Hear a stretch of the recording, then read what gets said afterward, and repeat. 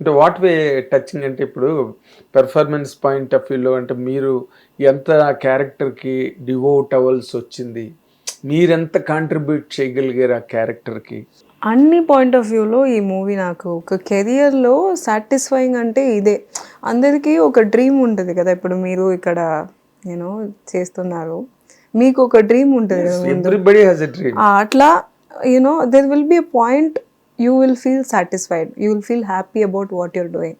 ఆ పాయింట్ ఇచ్చిన సినిమా ఇది నాకు. సో అట్లాంటి, ఎందుకంటే కథే మాత్రం కాదు, ఇప్పుడు ఇక్కడ ప్యాటర్న్ చాలా డిఫరెంట్. మీరు చూసాక సినిమా ప్యాటర్నే చాలా డిఫరెంట్. ఇప్పుడు ఒక మేల్ పాయింట్ ఆఫ్ వ్యూలో సినిమా వస్తుంది, స్టోరీ వస్తుంది, కథ వస్తుంది.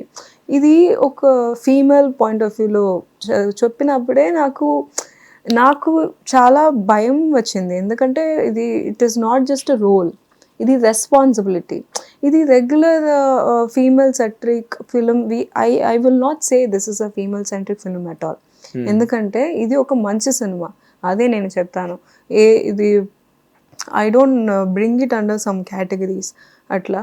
సో ఇది నాకు ఎలా అనిపించిందంటే ఇది ఒక బిగ్ రెస్పాన్సిబిలిటీ నాకు. ఇంకొకటి ఏంటంటే దాంట్లో ఒక విజువలీ ఇంపైర్డ్ రోల్ ఉన్నప్పుడు I have to convince the audience.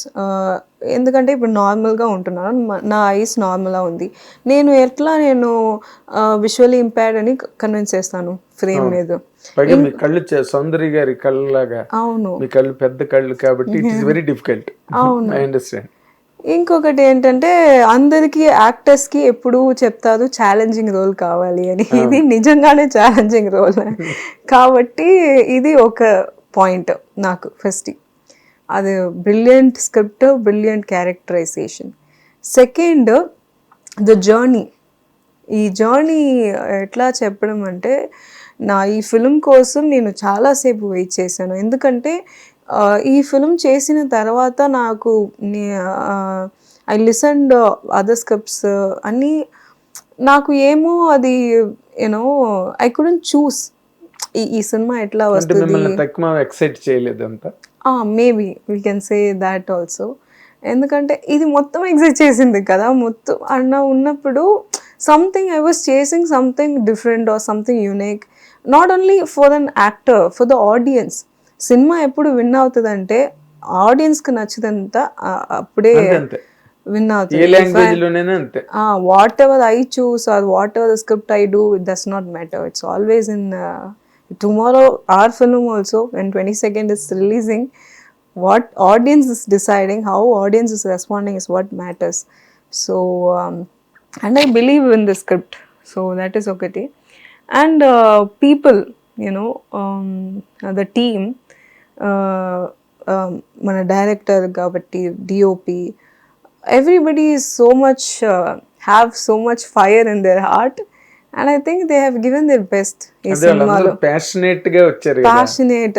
ఇంకొకటి మీకు తెలుసా, ముందు ఈ సినిమా చేయనప్పుడు అందరూ కొంచెం కొత్త వాళ్ళు. నాకు కూడా ఇప్పుడు ఒక సినిమాస్ వచ్చాయి, కానీ అప్పుడు I was new, I was unknown. అదే రామ్ చేశారుగా మీరు. తర్వాతనే ఈ ఫిల్మ్ చేసిన తర్వాత మార్క్ చేశాను. అవును, ఇది ముందు చేశాను. అవును, సైన్ మాత్రం కాదు, షూటింగ్ అయిపోయింది. మార్క్ ఒక టైం లైన్ లో జరిగింది. మార్క్ జూన్ జూలైలో స్టార్ట్ అయింది, డిసెంబర్ రిలీజ్ అయింది. 6 months టైం పీరియడ్ లో మొత్తం సినిమా వచ్చింది. కానీ ఈ సినిమా నేను ముందు చేసిన, ఇది తర్వాతనే మార్గన్ కూడా చేశాను నేను. యాక్చువల్లీ విజయ్ ఆంటనీ గారు మూవీ, అది కూడా ఇది తర్వాతనే చేశాను. అది తర్వాత మార్క్ చేశాను, అది కూడా వచ్చింది. ఐ వాజ్ వెయిటింగ్ ఈ సినిమా కోసం అందరితో చెప్పి లేట్ ఏంటంటే మీకు తెలుసు ప్యాటర్న్ ఇక్కడ ఎట్లా వర్క్ అవుతుంది. ఇప్పుడు మీరు వెళ్ళి ఒక సినిమా తీసిన ఎలా నమ్ముతారు మిమ్మల్ని కదా. You should prove your self. So prove చేయడానికి టైం పడతాయి. It will not happen in a day or 2 or months అయినా. How can A person convince that he is going to make a film, that he has given the best job అట్లానే. So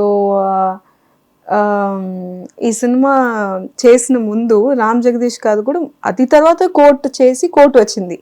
ఓ దీని తర్వాతే? అవును, అబ్బో. దానికి ముందు మనం వి were shooting actually. అది ఎవ్రీబడి బికమ్ ఈ సినిమాలో చేసిన వాళ్ళు అందరినీ ఈవెన్ పిల్లలు ఉంటారు కదా, ఆ పిల్లలు చిన్న పిల్లలు, ఒక అభిరామ్ అనే ఒక పిల్లలు ఉంటారు, పాప ఉంది ఆ కదా. పాప అది కోర్టులో చేసింది కదా. అది కోర్టులో చేసిన పాప ఒకటి, ఇంకొక పాప పోలి శెట్టి అని ఒక మూవీ అవును అది ఇప్పుడు ఓజీలో కూడా అవును. Yes yes. అది ఒకటి. అండ్ ఇంకొక అబ్బాయి రిత్విక్ అని, హీ డిడ్ సరిపోదా శనివారం. Small young Nani actor, done ఆ కిడ్. సో అందరికి సినిమా చేసిన తర్వాత look at the people they have chosen, everybody got there shine actually. Writer and నాకు ఫిల్మ్స్ వచ్చాయి, కిడ్స్. సో అట్లా అందరికి వచ్చి ఇప్పుడు చూసినప్పుడు అన్ని పర్ఫెక్ట్ గా ఉంది ఈ సినిమా. హిట్స్ రావడంతో ఈ సినిమాకి లైఫ్ వచ్చింది. అవును, ఈ సినిమాని సెలెక్ట్ చేసింది అందరూ, అట్లానే చెప్పాలి. ఇది ఒక అన్ని ఎవ్రీబడి హ్యాస్ ఎవ్రీథింగ్. ఈ సినిమాలో అన్ని కరెక్ట్ గా ఫిక్స్ అయింది. సినిమాలో ఫేసెస్ కూడా ఇప్పుడు చూసాక మీరు టీజర్ చూడొచ్చు, అంత సోల్ఫుల్ గా ఉంటుంది. మ్యూజికల్స్ కాబట్టి మలయాళీనా మ్యూజిక్ డైరెక్టర్ సూరజ్ అని, he has done soulful musicals for this బాగున్నాయి పాటలు. అంటే వాళ్ళు కొంచెం ఆ కల్చర్ వేరు కదా.